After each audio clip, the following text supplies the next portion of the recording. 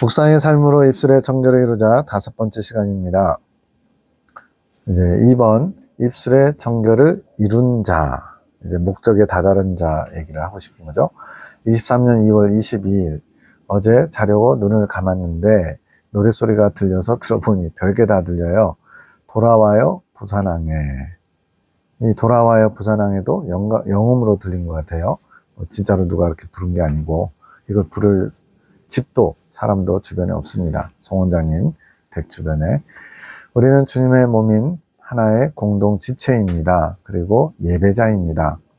아침에 말씀을 정리하면서 깨달음을 주셨습니다. 우리가 날마다 모여 예배를 드립니다. 참된 예배를 주님께 올려드리는 것입니다. 저녁에 8시 반부터 10시 반까지 모임을 갖는 거, 그게 기도회이면서 예배라는 거죠.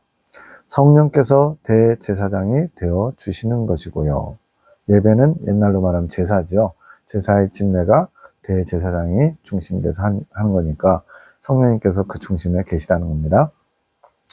그러나 예배 가운데 흠이 되는 것이 있다면 참된 예배가 이루어질 수 없다는 겁니다. 제사의 제물의 특징이 뭐예요? 흠도 점도 없는 제물이어야 되죠. 그것처럼 예배에 동참하는, 지금의 이제 옛날로 말하면 제사인데, 제사에 동참하는 사람들이 하나의 흠 없는 제물로 하나님께 드려져야 그게 참된 예배가 되는 거예요. 근데 흠이 있으면 어떻게 돼요? 참된 예배가 될 수 없죠. 입술이 정결한 자, 입술의 정결을 이룬 자라고 제목이 있는데 이게 이긴 자예요. 온전해진 자. 자신의 생각과 감정을 말하지 않는다. 자, 생각과 감정을 말하지 않는다. 즉 주님께로부터 온 또는 주님의 마음과 일치된 그런 생각을 품고 감정을 또한 가져야 되는 거예요. 그게 이긴 자입니다. 왜 그러냐면 이 이긴 자는 광야 여정을 통해서 자기 생각과 감정이 비워진, 주님의 것으로 채워진 사람이 이긴 자의 칭호를 받거든요. 주님이 원하시는 첫 번째 뜻, 이것을 주님이 알려주신 거예요. 생각과 감정을 말하지 않는 자가 입술이 정결한 자다. 왜냐하면 생각과 감정의 결과물이 뭘로 나와요? 의지를 발현해서 말로, 행동으로 나오는데 이 말 자체가 생각과 감정의 결과물이거든요. 그래서 주님 보시기에 말이 정결하려면 어떻게 해야 돼요? 생각과 감정이 주님께로부터 나온 것이면 정결한 거죠. 그 원리입니다. 이제는 더 참된 예배가 이루어져야 하는 시간. 참된 예배, 성령의 이끄심을 따라 온전히 주님 앞에 정결하게 드려지는 예배인데 더 참된 예배가 있다는 거죠. 온전히 더 신령과 진정으로 성령의 이끄심과 나의 전심을 다해 드리는 예배가 더 온전해져야 된대요. 그러려면 자신의 생각과 감정을 말하지 않도록, 이 자신의 생각과 감정을 말한다는 것은 자기 주장, 내 생각, 내 입장, 내 형편, 내가 보기에 옳은 거, 이런 주장을 하지 않는 게 바로 참된 예배를 이루는 중요한 요소라는 거예요. 그것을 명심해야 됩니다. 그것이 우리에게 원하시는 첫 번째 주님의 뜻이라는 것을 기억해야 됩니다. 이 얘기가 왜 나오냐면 이제 가족들이 대부분이고, 그러다 보니까 이제 좀 이렇게 자기 주장을 더 얘기할 수도 있잖아요. 나는 이게 더 맞는 것 같아, 저게 더 옳은 것 같아. 그러다 보면 이제 주님의 뜻을 구하는 것보다는 또 자기 생각이 나오니까 그러면 온전한 예배가 되지 않습니다 라는 걸 주님이 알게 하시는 거죠. 나눔 중에 자신의 고백을 하기 위해 이제 각자 이제 주님이 주신 이 예레미야 계시들을 가지고 묵상하고 나누거든요. 매일같이 해요. 매일같이. 그리고 이제 오늘날은 군사학교 사기까지 이제 인터넷이나 이런 문자 메시지로 그 나눔을 음성 파일로 만들어서 또 나눠줍니다. 하나의 양식을 나누는 거죠. 그런데 저의 생각은 이러했는데, 저의 감정은 이러했는데 말씀 가운데 이렇게 깨달았습니다. 제가 여러 가지 주님 앞에 아직 부족한 부분이 있었습니다 라고 고백하는 것은 주님께서 기뻐하시는 것입니다. 나에게 말씀을 주시는 것은 나를 위해서만 주시는 게 아니라 주님의 뜻을 위해서, 주님의 뜻을 이루기 위해서 주시는 것이래요. 소유권이 주님께 있는 거. 그러니까 이제 어떤 사람의 사진이나 이런 것들을 찍으면 어떻게 돼요? 초상권이 있다는 얘기를 하죠. 그것처럼 이 말씀이 주님께로부터 온 것이니까 당연히 소유권이 주님께 있는 거죠. 나를 통해 주신 말씀은 말씀을 받는 대상이 되는 영혼을 주님께서 소유하고자 주시는 거. 그러니까 나는 그 주님이 주신 말씀을 흘려보내는 통로요 도구밖에 안 돼요. 그러니까 주님의 말씀이 흘러서 이 말씀이 필요한 사람들에게 전달되려면 그 전달되는 통로인 내 생각, 내 감정이 그 말씀에 섞여버리면 수도국에서 상수도 아주 깨끗한 물을 흘려보냈는데 오는 통로, 배관이 오염돼 있다면, 제가 부천에 살 때 그쪽은 상수도관이 굉장히 노화됐나 봐요. 그래서 저녁에 이제 자고 아침에 이제 물을 틀면요, 주방에 수도꼭지 틀면 100% 녹물이 나왔어요. 그래서 한 5초 정도 지나면 깨끗한 물이 나오더라고요. 그건 뭐냐면 밤새도록 수돗물을 안 쓰니까 그 녹슨 관에서 녹물이 배어서 나온 거예요. 그처럼 주님께서는 분명히 깨끗한 생수를 공급해 주셨는데 이 통로들인 이 말씀을 묵상하고 나누는 사람들이 자기 생각, 감정, 인간적인 것을 섞어버리면 오염되겠죠. 그러면 안 된다는 거예요. 주님께서 소유자인데 주님의 것 그대로 전달해서 주님의 말씀만이 온전히 나눠지기를 원하시는 주님의 뜻이 있으니까. 그래서 자기 생각, 자기 감정을 섞지 말라고 얘기하는 겁니다. 우리는 영적인 존재로 이끌림을 받는 것이고 주님은 우리를 이끌어 가시는 분. 그러나 마귀 또한 우리를 소유하고자 함. 사실 그 아담과 하와 타락 이후에 마치 어떻게 보면 이제 마귀에게 빼앗겨 버린 거죠. 하나님이 허락하신 거지만 그래서 마귀의 종노릇을 하고 있습니다. 광야 성도들은 다.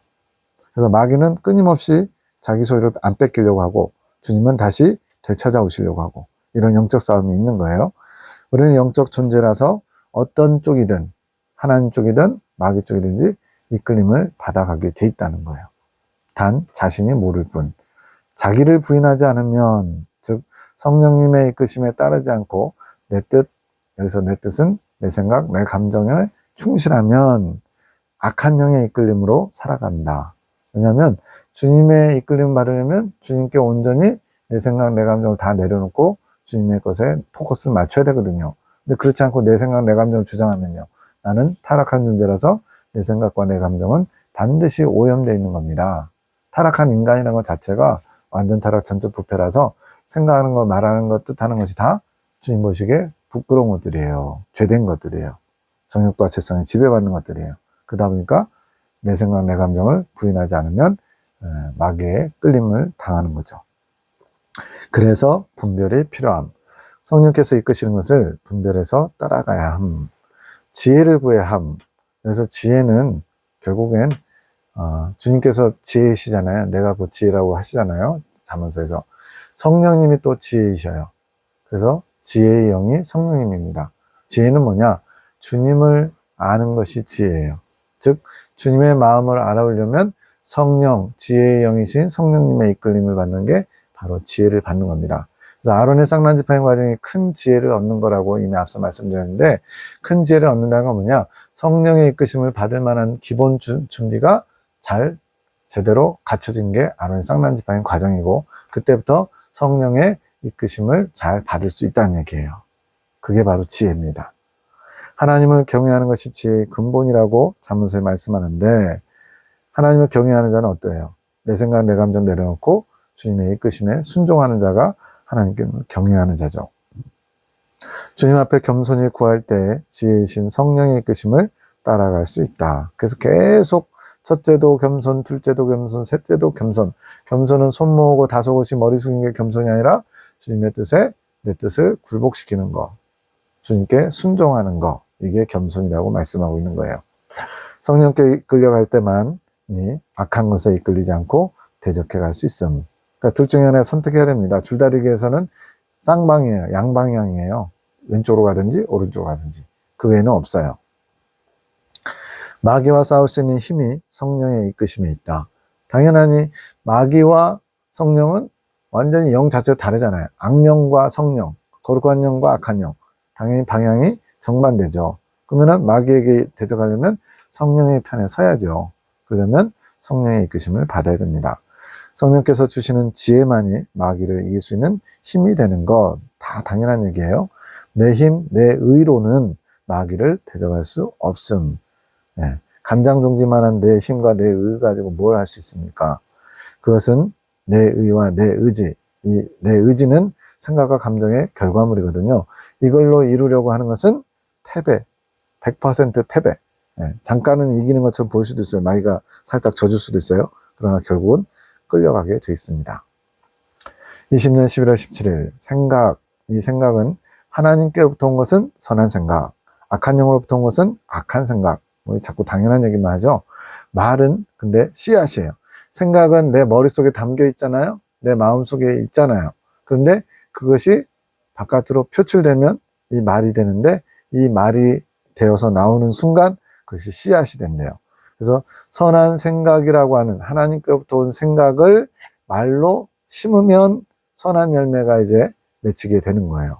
그래서 주님이 영광을 받으시고, 마귀로부터 온 악한 생각이 씨앗으로 말이 돼서 나오면 그것은 악한 열매를 맺어서 마귀가 기뻐하는 것, 마귀에게 영광을 돌리는 게 되는 거죠. 그래서 깨어있지 않으면, 즉 내 생각이 하나님으로부터 온 것이 아니라면 마귀를 기쁘게 해주는 씨앗을 심는 삶을 살 수밖에 없는 거예요. 하나님께 온전히 맡기지 못하는 여러 가지 근심과 걱정, 두려움들, 이런 것들은 생각에서 머물 수는 있어요. 아니, 예를 들어서 갑자기 자식이 교통사고 났다는 소식을 들어요. 그러면 순간적으로 막 근심할 수도 있고 두려울 수도 있고 낙심할 수도 있고 막 놀랄 수도 있죠. 근데 거기서 멈추지 않고 이제 말로 이제 막 쏟아내는 거야. 하나님 살아계시다면 이럴 수가 있냐고, 나한테 이러실 수 있냐고, 내가 지난 20년 동안 내가 어떻게 했는데, 막 이러면서 만약에 말로 그렇게 악한 두려움, 근심, 걱정, 염려, 세상에 속한 것들, 하나님으로부터 오지 않은 것들, 마귀가 기뻐하는 것들을 쏟아내면 씨앗이 심겨져서 결국은 자라고 열매 맺어서 마귀를 기쁘게 하는 열매가 된다는 겁니다. 근데 주님은 우리가 주님의 성령의 열매를 맺기를 원하시잖아요. 그래서 우리는 이 생각도 주님으로부터 오는 생각을 할 수 있도록 늘 통제해야 되고요. 또 이 생각이 바깥으로 나오는 말은 더더욱 조심해야 되고요. 그래서 이제 나중에 나오지만 이걸 다루시는 과정에 이제 입술의 침묵, 말의 침묵을 중요시 하셔요. 그 다음은 생각의 침묵, 그 다음은 감정의 침묵, 그 다음엔 정욕의 소리의 침묵, 이 순서로 주님이 침묵하라고 교육 훈련을 하십니다. 21년 6월 29일 침묵이 아니면 빠르게 이 일들, 여기서 이 일들은 빠른 영적 성장을 이룰 수 없음. 왜 그러냐면 마귀의 방해가 있어서. 침묵한다는 것은 뭐예요? 마귀에게 빌미를 제공하지 않는 겁니다. 씨앗을 심지 않는 거예요. 우리는 말씀의 검을 사용하시는 성령의 도구가 되는 입의 혀, 그러니까 내 안에 생각이 성령께서 넣어주신 생각이어가지고 그것이 씨앗이 돼서 말씀의 검, 성령의 검, 이런 것으로 쓰임받아야 되는데, 오히려 마귀로부터 온 생각이 마귀가 좋아하는 말들을 내뱉음으로써 마귀의 도구인 혀가 돼버리는 거죠. 이것이 입술의 권세, 하나님의 말씀으로 천지를 창조하신 것처럼 이 말씀에는 권세가 있어요. 악한 쪽으로든 선한 쪽으로든. 하나님의 자녀로서 권세를 믿음으로 사용해야 된다. 침묵 가운데 주를 바라보면 이루지 못할 일이 없다. 침묵하면 일단 50점을 먹고 들어갑니다. 이제 공무원 시험 보면 이제 가산점이라는 게 있는데, 요즘 국가유공자 자녀라든가, 군대에 갔다 오거나 이러면은 3점인가, 요즘은 어떤지 모르겠어요. 그렇게 줘요. 그럼 그 3점이 커요. 왜? 1점, 0.5점 이런 걸로 떨어지거든요. 지금 이제 공무원이 시들시들했지만. 그런데 침묵하면 일단은 다른 거 엄청난 공을 세우지 않았어도 일단 침묵하면 50점 먹고 들어가요. 그 침묵이 주님의 뜻을 이루는데 아주 지대한 어떤 기본 바탕이 되기 때문에. 그래서 침묵 가운데 주를 바라보면 이루지 못할 일이 없다 말씀합니다. 그러나 사람들이 그렇게 하지 못하는 것은 마귀의 속성, 우리 안에 죄성이 있고 막 그래가지고 우리는 감각적인 세상에 영향을 받고 살잖아요. 그래서 누가 나를 비방한다, 이 소리 들으면 어때요? 벌써 생각과 감정이 그거에 확 쏠려갑니다. 그것이 왜 나를 비방하고 다녀? 내가 뭘 잘못했다고? 그러면서 점점 꼬리에 꼬리를 물면서 이제 감정이 격해지고 더 보복을 꿈꾸게 됐듯이, 이게 마귀에게 쉽게 지배당하는 우리 연약함이 있죠. 이렇게 알아지는 것은 지각이 더 열려서 주님을 향한 감각, 영적 감각이 열려진다. 더 성장해서 더 많이 주님의 뜻을 알아오게 된다는 거죠.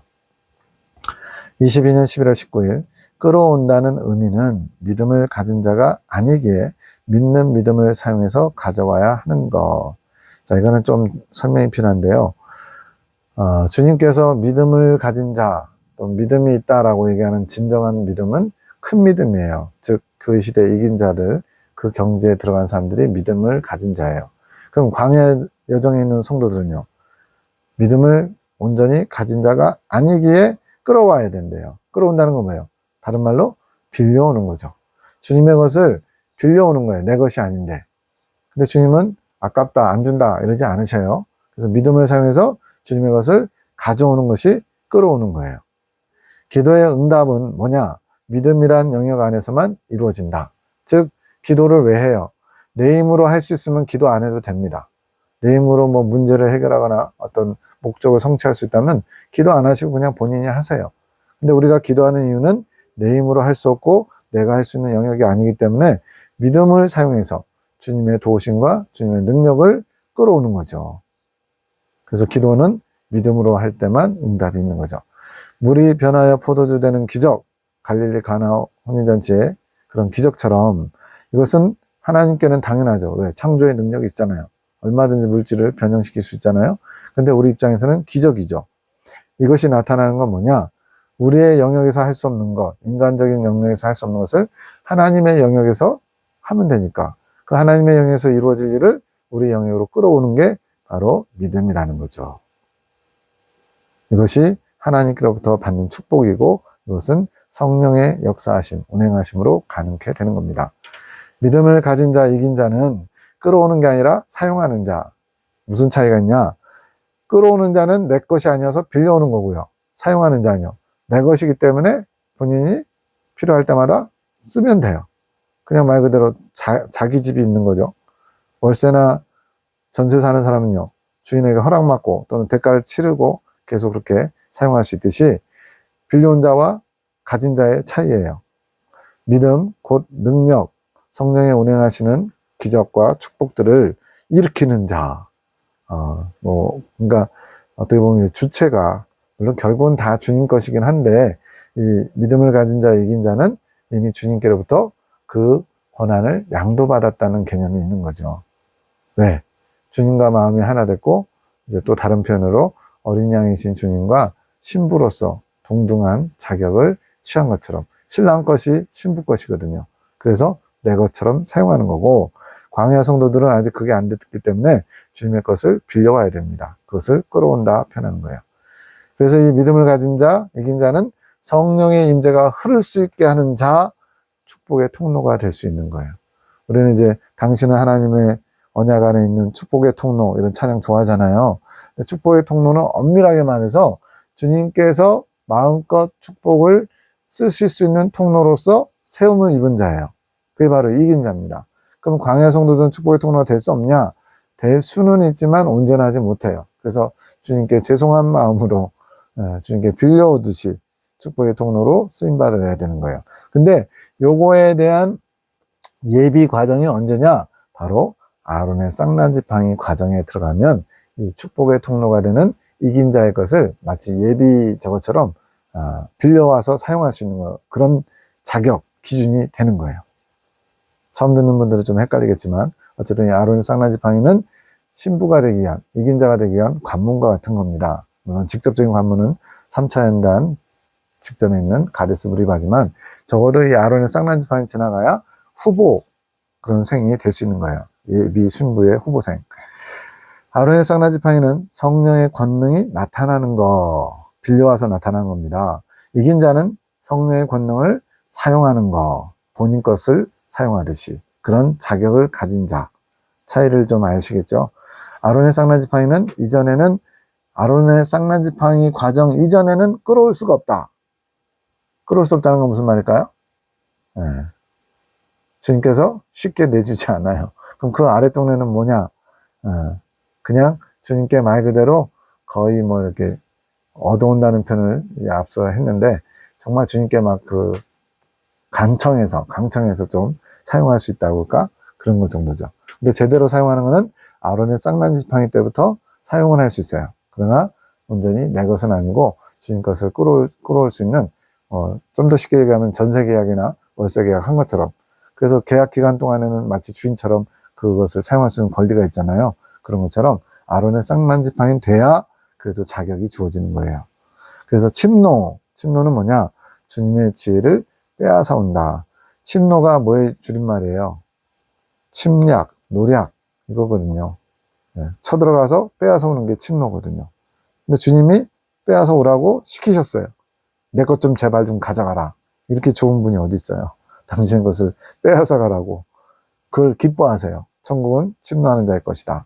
주님의 지혜도 빼앗아 가보렴.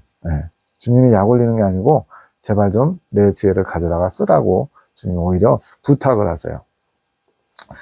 성령의 권능은 영적인 지혜로서 주님의 마음을 알아 사용할 수 있게 되는 것. 주님의 마음을 아는 본격적인 알미 시작하는 게 아론의 쌍난지팡이 과정이라 했잖아요. 그래서 주님의 지혜를 가지려면 주님의 마음을 알아야 되고, 주님의 마음을 알면 이제 주님 뜻대로 권능을 사용할 수 있는 아주 기본적인 것이 되는 게 아론의 쌍난지팡이 과정입니다. 권세와 능력은 뭐냐? 영을 살릴 수 있는 권세와 능력. 이게 아주 중요한 포인트인데, 영을 살리는 게 주님의 능력이에요. 세상 사람들 돈이 있으면 뭐 또 어떤 달란트, 재주가 있으면 뭔가 남들이 할 수 없는 위대한 일들을 많이 하잖아요. 근데 주님 입장에서 진정한 능력은 죽어가는 영혼을 살리는 거, 병든 영혼을 치유하는 거, 잠든 영혼을 깨우는 거, 이런 게 주님 입장에서는 권능이에요. 왜? 천국 가느냐 지옥 가느냐, 또 천국을 온전히 더 높은 천국을 사모하며 나아오게끔 끌어줄 수 있는 게 바로 이 권능이거든요. 주님은 누구든지 이 권능을 사용하기를 원하세요. 근데 아무나 그 위치까지 가지는 않는 거죠. 사모하지 않기 때문에. 23년 11월 7일 B장로님, A 권사님, 그 예레미야 기도원에서 예배드리는 분들이죠. 아직 일하실 때가 아님, 입술의 권세를 사용하실 때가 아님. B장로님, A 권사님은 송원장님, 아버님, 어머님이에요. 입술의 권세를 사용하실 때가 아니면 뭐냐? 아직 입술이 정결하지 않기 때문에. 그러면 이긴 자가 된 다음에 사용하라는 거냐? 그래서 이긴 자가 되는 과정에서도 이긴 자가 된 것처럼 훈련과 또 마치 끌어오는 것처럼 그런 삶을 목표로 달려가야 되는 거죠. 입술의 정결을 이루지 못한 자는 입술의 정결을 이루는 게 목표이다. 그러니까 먼저 네가 세워져라. 아론의 쌍난지팡이를 쥐어라. 큰 믿음을 가져라. 주님께서는 계속 일하려고 하지 말고 자꾸 내 뜻을 이루려고 하지 말고 내 뜻을 이룰 수 있도록 준비되어라. 이걸 말씀하시는 거예요. 그 입술의 정결을 사모하면서 소망해야 됨. 오늘날 우리 교단은 너무 이긴 자 이그념에 너무나 멀고도 험한 길이라 생각해가지고 많이들 이제 포기했어요. 몇십 년씩 지나니까. 근데 주님은 계속 끊임없이 이긴 자의 소망을 포기하지 말라고 권하시는 거예요. 그 후에 주님께서 입술의 정결을 이루신 자에게 풀어가신다. 당신의 입술의 권세를 사용해서 일할 수 있도록 모든 것을 주신다는 거죠. 입술의 권세를 허락하시며 사용하게 하신다. 나의 입술이 마귀의 도구가 되지 않도록 지키고 또 지켜야 함. 마귀의 도구가 되지 않으려면 제일 좋은 거 50점 먹고 들어가는 게 뭐라고요? 침묵하는 거. 근데 말만 침묵하는 게 아니고요. 생각도 감정도 주님으로부터 온 게 아니라면 인간적인 생각, 인간적인 감정, 우리는 필연적으로 육체를 입고 있기 때문에 또 타락한 죄성과 정욕에 의해서 인간적인 생각, 감정이 드러나죠. 생겨나죠. 그러면 어떻게 하면 돼요? 빨리빨리 쳐내야죠. 버려야죠. 삶의 목표가 입술의 정결을 이루자가 되어야 함. 삶의 목표가 뭐였어요? 생명의 합일.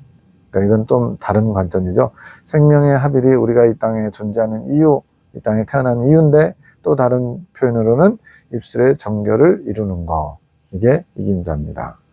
이것이 주님께서 원하시는 자세.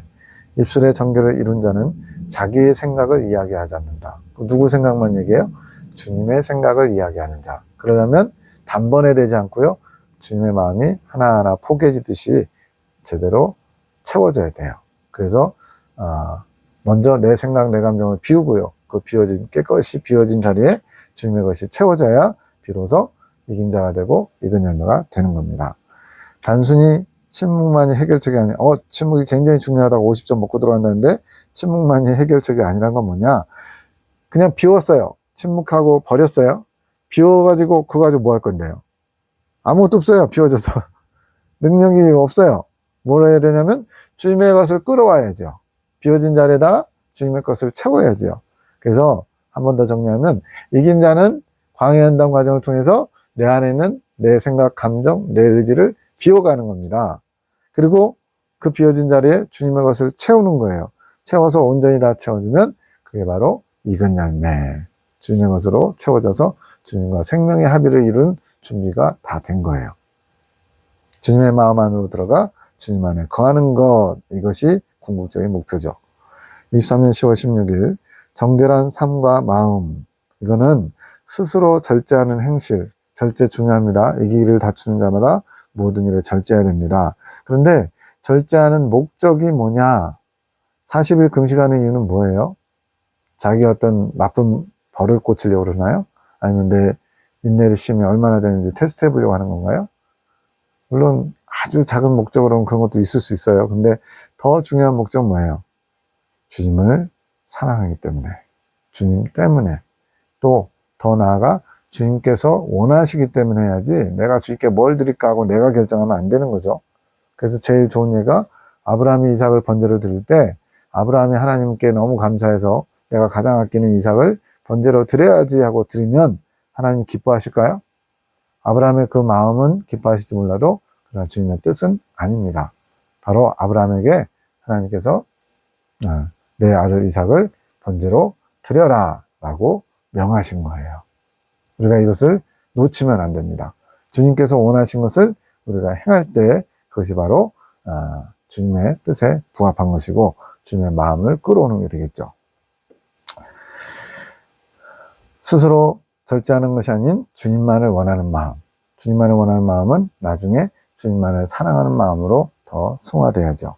나의 부족함을 알아서 내 행실의 부족이 아니라 타락한 존재, 나는 어찌할 수 없는 존재, 아무리 선한 것을 추구해도 결국에는 악한 것, 타락한 것, 더러운 것들로 인해서 나는 또 넘어지고 또 실패할 수밖에 없는 존재라는 것을, 죄인이라는 것을 인지하고서 주님께서 나의 모든 것을 통치해 가시기를 원하는 마음.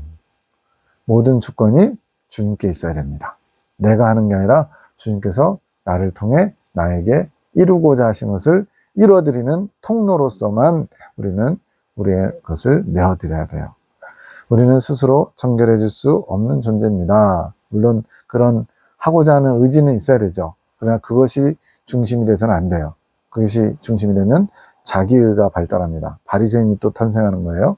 성령께서 이끄셔서 나를 점령하시고 하나를 이루어가는, 하나님 주님과 우리가 하나됨을 이루어가는 만큼 정결해지는 겁니다. 내가 깨끗이 비워서 정결해지는 게 아니고. 왜? 이 죄성이라는 것 자체가요, 뿌리가 뽑혀야 되거든요. 그 뿌리가 뽑히는 방법은 주님의 방법으로 뽑아갈 수밖에 없어요. 근데 내가 뭔가 행실로서 어떤 노력을 통해서 의지를 가지고 열심히 깨끗이 씻는다고 죄성이 제거되는 건 아니거든요. 주님의 방법으로 주님께서 뽑아주실 때까지 우리는 주님과 온전한 하나를 이루기 위해서 깨끗이 비우는 작업을 해야 됩니다.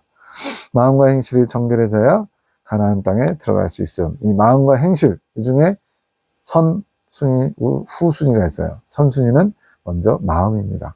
생각과 감정과 의지가 깨끗해지고 그 의지의 발현으로 행실, 경건의 모양도 갖추고 그래야만 하나님 나라에 들어갈 수 있어요. 이것이 창조 목적이 이루어지는 거예요. 창조 목적은 뭐냐? 신인 합일, 주님과의 연합.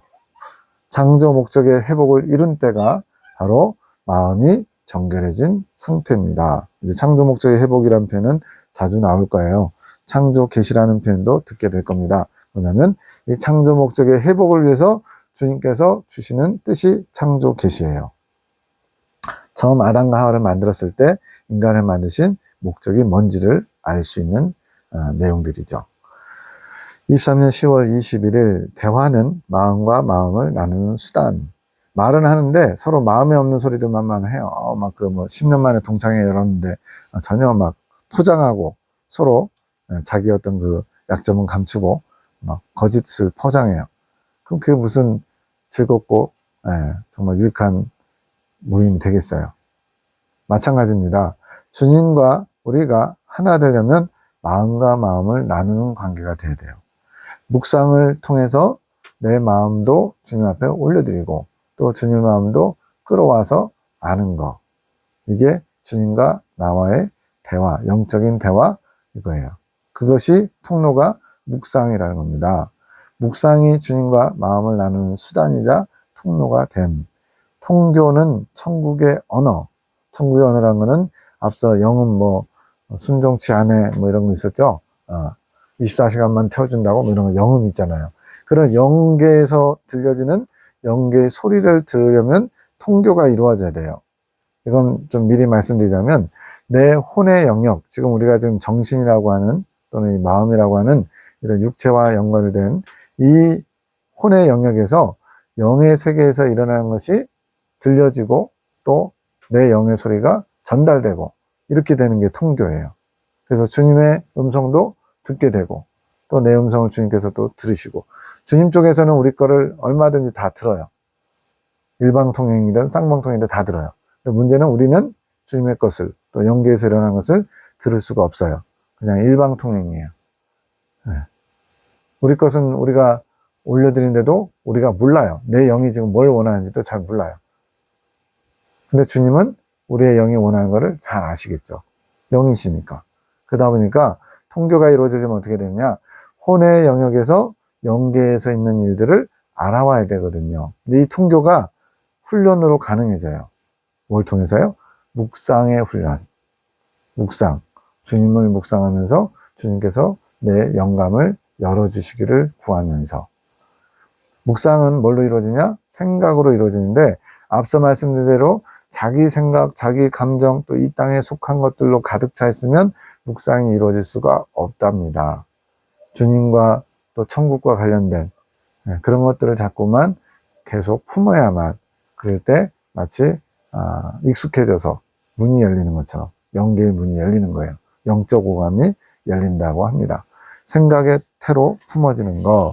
그래서 마음이 청결하다는 것은 생각으로 타락한 정욕을 채우고자 죄를 도모하는 생각을 꾸미지 않는 것이 마음이 청결함. 이게 이제 우리 영적 성장론에 보면 세 번째 연단 과정이 8단 진복, 8개 단계, 8복이라고 그러죠. 거기서 어디에 해당하냐면 마음이 청결한 자는 복이 있나니 저가 하나님을 볼 것이며 그랬어요. 마음이 청결해야 하나님을 보는 단계가 세 번째 연단 과정인데 바로 이때가 어떤 상태냐면 타락한 정욕을 만족시키고자 죄를 도모하는 생각이 없는 상태. 그래서 세 번째 연단의 특징이 뭐냐? 생각과 감정이 정결케 되는 거예요. 뒤에 가서 또 다룰 겁니다. 주님은 모든 일에 근원, 동기, 원래 시작했던 그 이유가 뭐냐? 이걸 보신다는 거예요.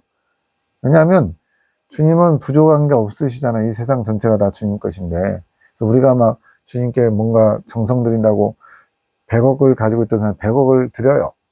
그러면은 그 100억이라는 숫자에 주님이 연연하실까요? 금도 내 것이고 은도 내 것이고 다 내 것이야 라고 말씀하셨는데 100억은 주님한테 중요한 게 아니에요. 그 100억을 드리고자 하는 그 마음, 주님을 사랑하는 마음, 이걸 주님은 귀하게 보시는 거예요. 그래서 과부의 두렙돈, 우리 돈으로 이제 오늘날 2, 3천 원에 해당하는 그 돈을 그 어떤 부자보다도 많이 넣었다고 주님이 칭찬하시잖아요. 이렇게 동기가 중요합니다. 어떤 일을 이루고자 하는 동기의 생각, 그거를 주님이 지켜보세요. 행실, 결과물이 아니라 그 모든 일을 이루고자 하는 그 생각의 동기, 시작점, 그것을 주님이 보시는 거예요. 모든 죄가 그 기준이 뭐냐?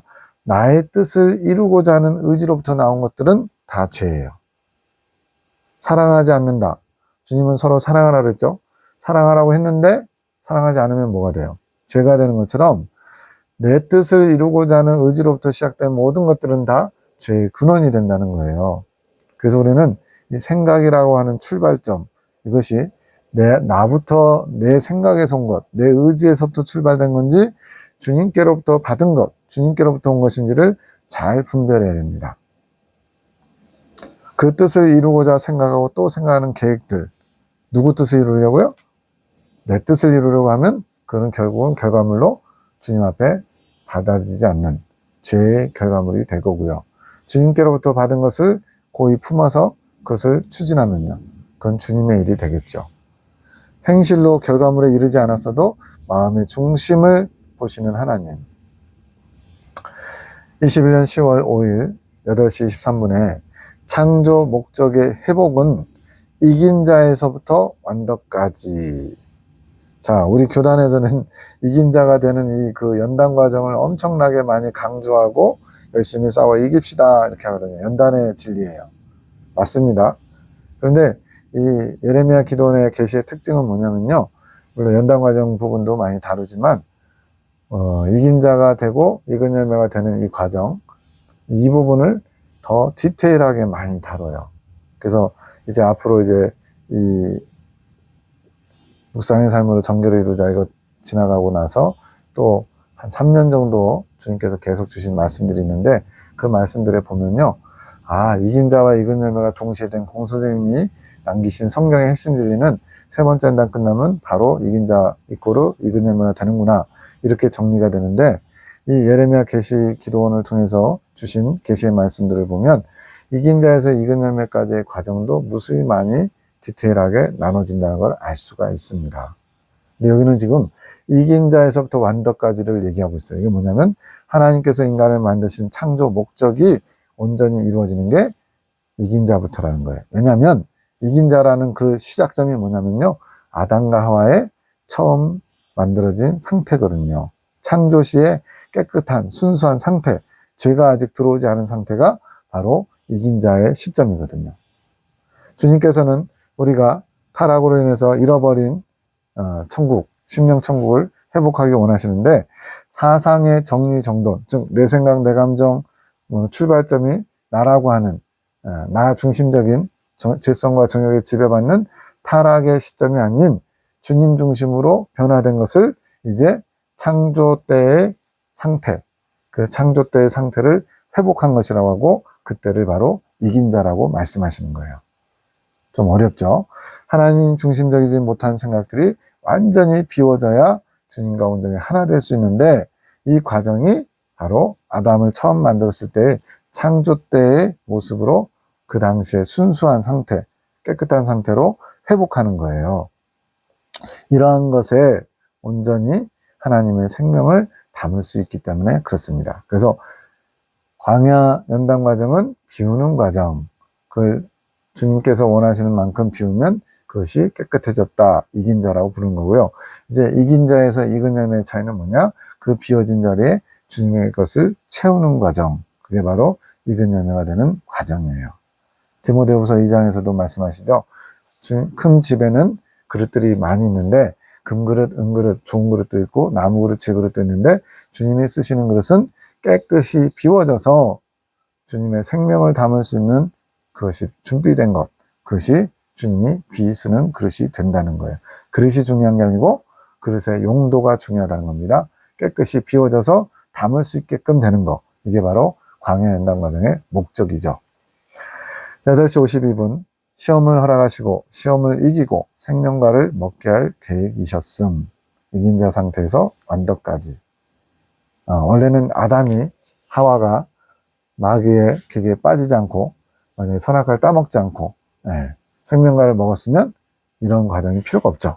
근데 이제 어차피 하나님의 어떤 계획과 섭리 가운데 이렇게 됐잖아요. 이제는 아담의 상태까지 회복하는 그 과정이 하나 더 늘어난 것 뿐이에요.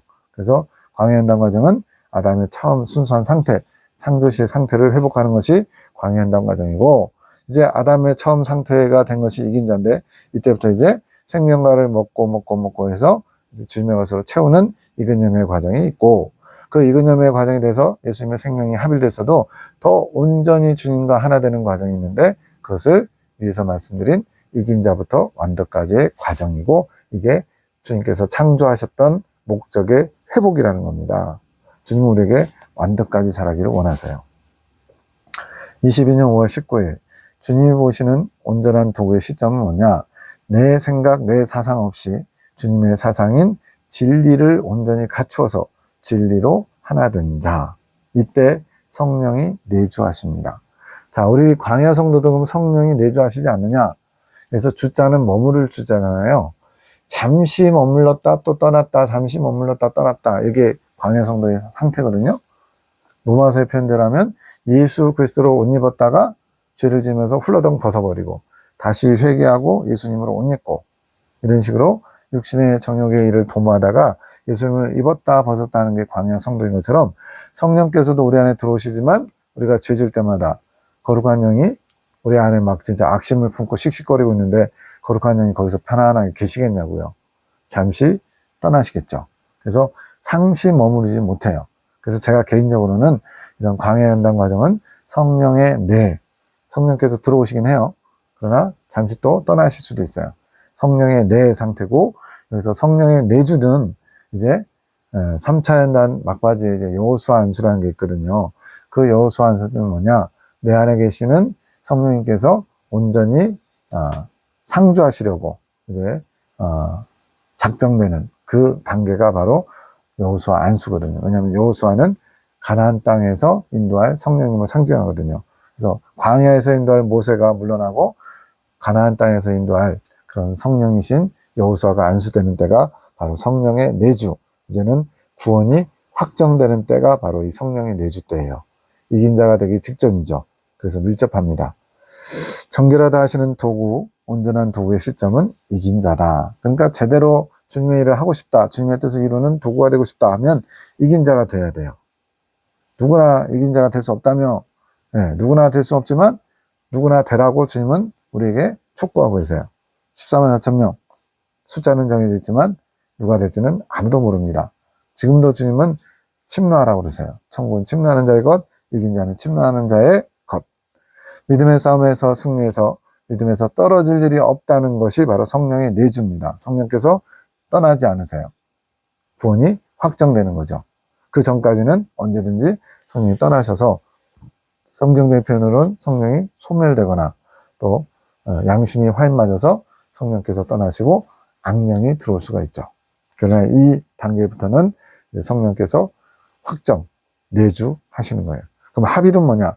그 성령께서 떠나시지 않다가 다 익으면, 채워지면, 생명과 생명수로 다 채워지면 그때 합의를 이루는 거예요. 그게 익은 열매입니다. 저희 교단 공동체는 성경의 핵심 진리에서 공선님의 경험을 기준으로 했다 보니까 그분은 이긴 자와 익은 열매가 거의 동시에 되신 분이에요.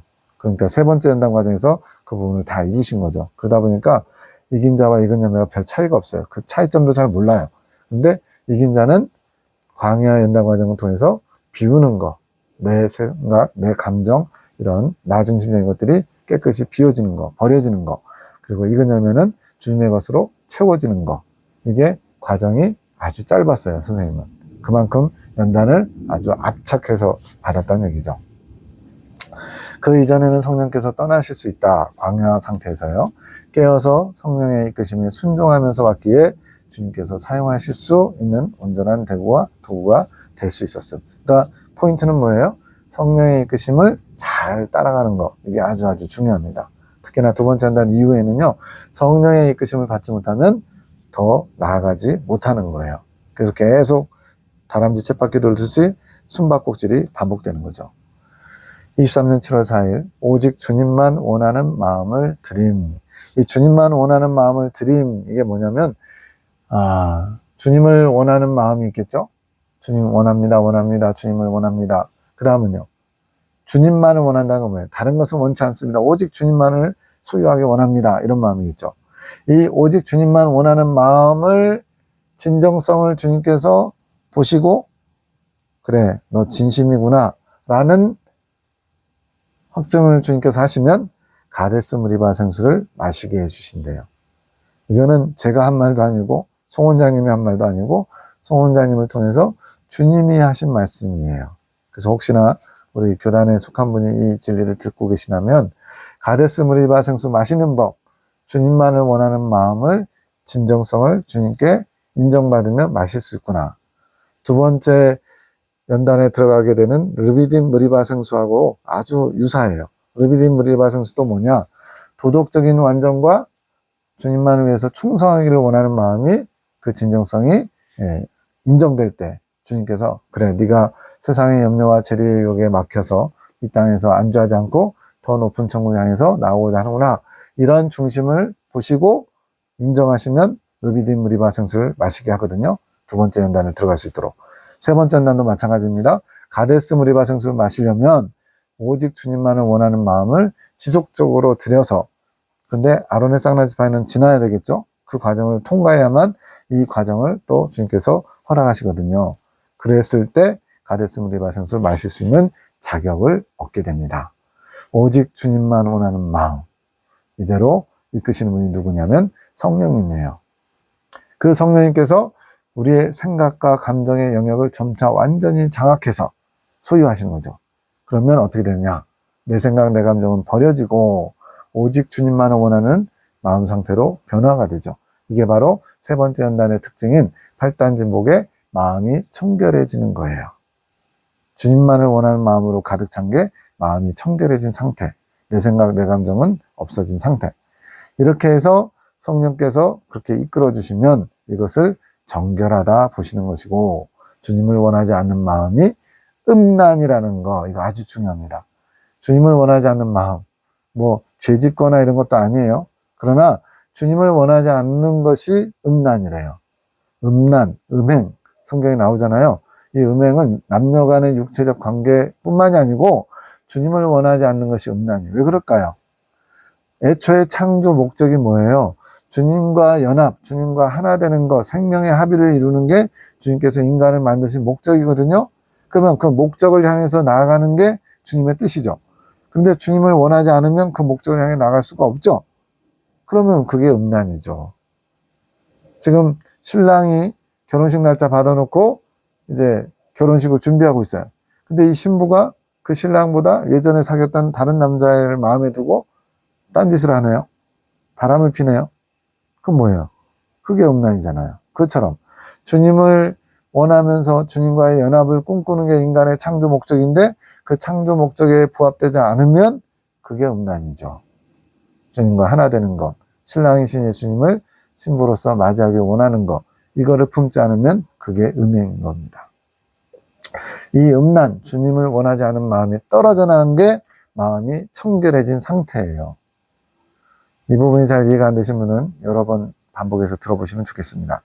그러나 주님을 간절히 원할 뿐 진실로 사랑하는 상태는 아닌, 이게 또 갑자기 코를 빠뜨리죠. 다된 밥에. 이게 무슨 말이냐면 주님을 원하는데, 주님을 원하긴 해요. 뭐 아주 좀 쉬운 예로 진짜 원하는 건 집착이라고 그러죠. 집착은 해요. 근데 그게 사랑의 마음으로 충만해서 막 원하는 게 아니라면 어떨까 할 건데요. 그래서 주님을 원하는 마음은 이제 비워지는 것을 가능케 해요. 근데 그 비워진 자리에 주님을 향한 충만한 사랑이 채워져야만 온전한 주님과의 연합이 되겠죠. 이 주님의 사랑으로 채워지는 게 익은 열매예요. 익은 열매. 우리 교단의 핵심 진리는 광야 연단 과정에 초점이 있다 보니까 이런 부분이 그다지 조명되진 않았거든요.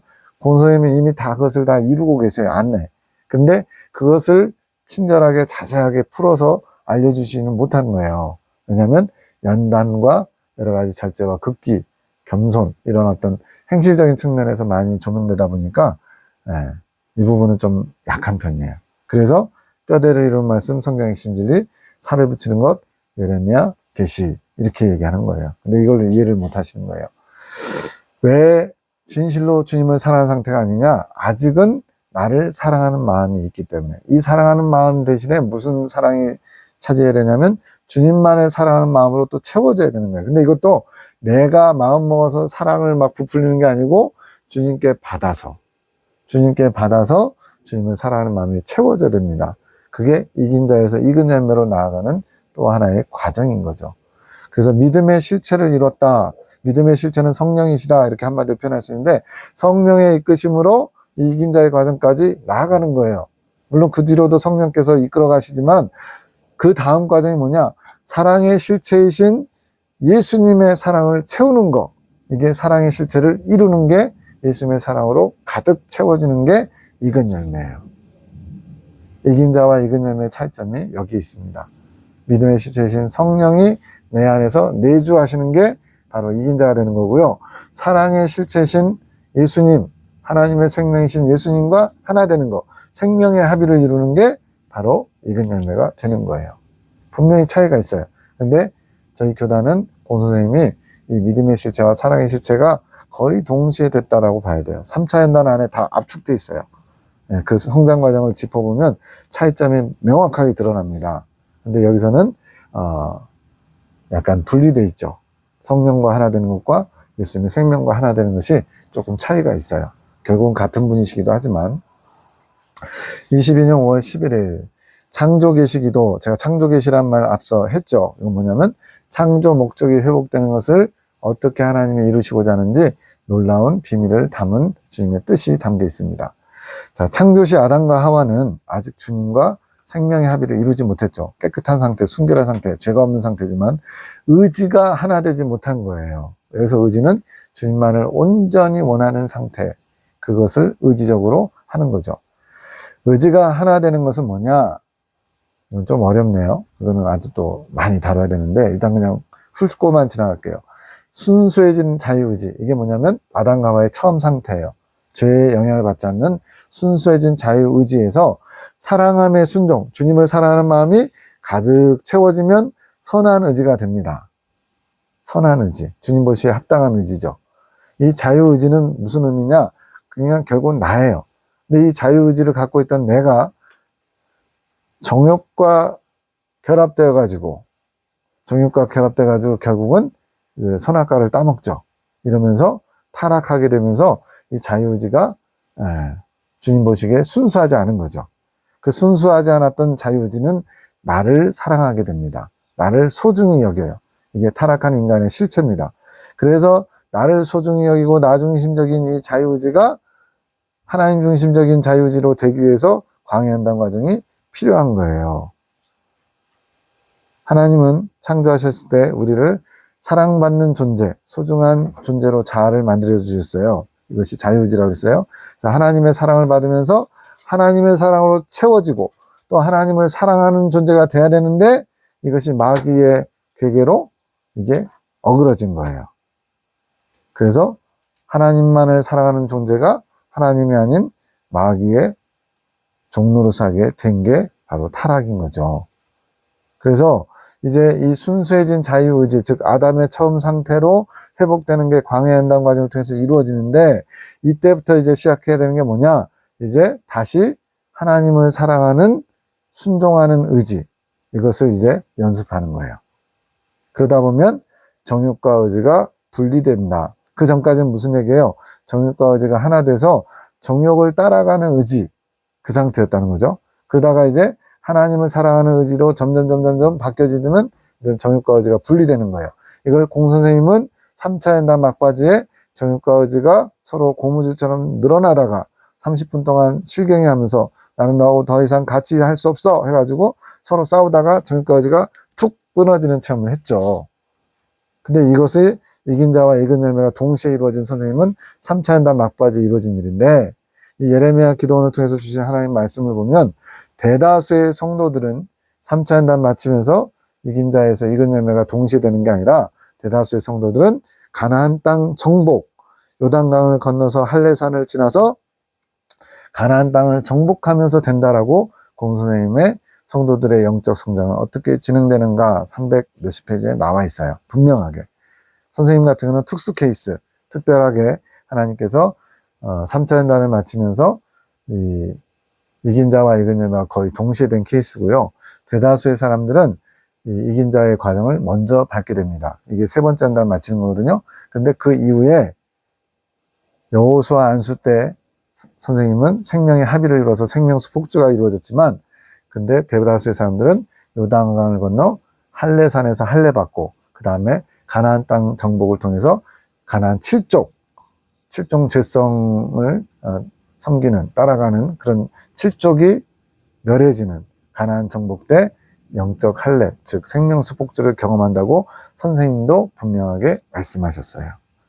그래서 이 정욕과 의지가 분리되는 게 세 번째 연단에서 선생님은 됐지만 이제 대다수의 사람들은 이긴 자가 되고 가나안 땅 정복할 때 하나님을 사랑하는 의지로 채워지면서 정욕과 의지가 분리되는 경험을 하게 됩니다. 그러니까 시간적으로 좀 한참 뒤에 있는 거예요.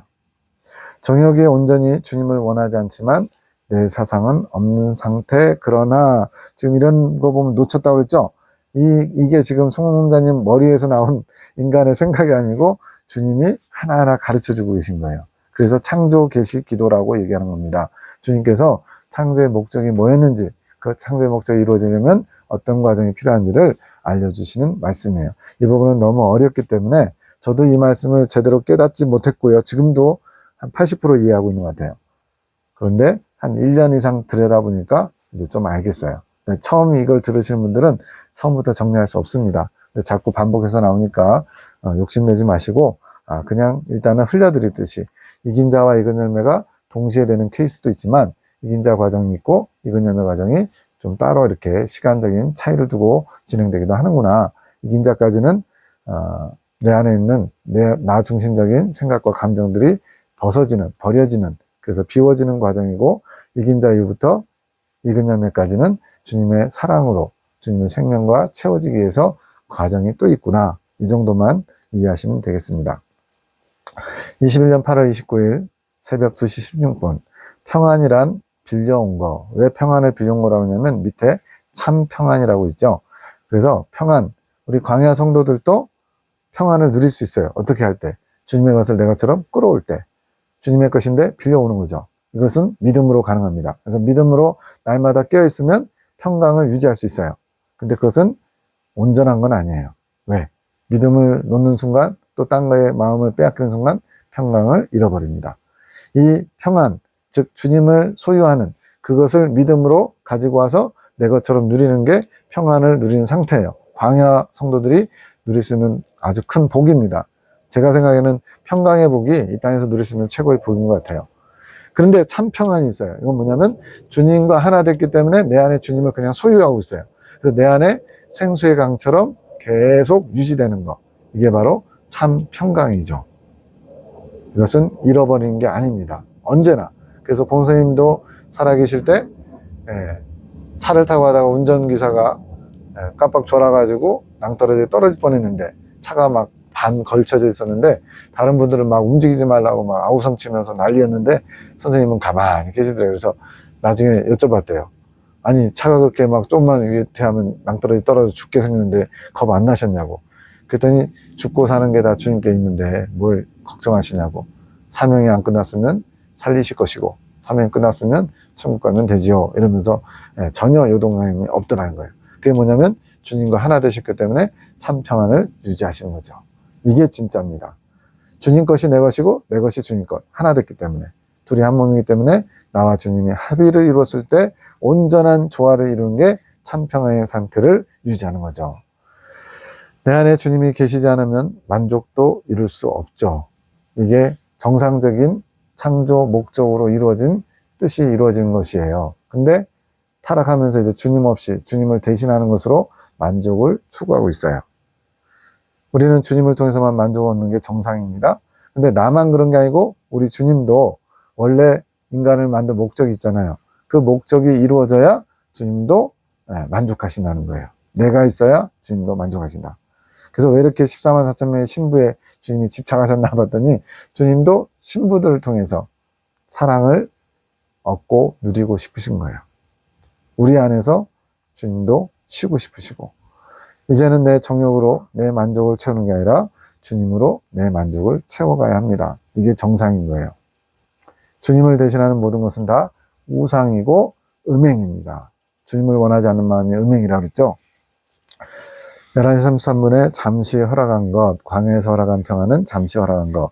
이긴 자가 되면 천국에서 직접적으로 오는 생명수 폭주가 바로 그거예요. 생명수의 강이 흘러넘치는데 그게 평강의 강이죠.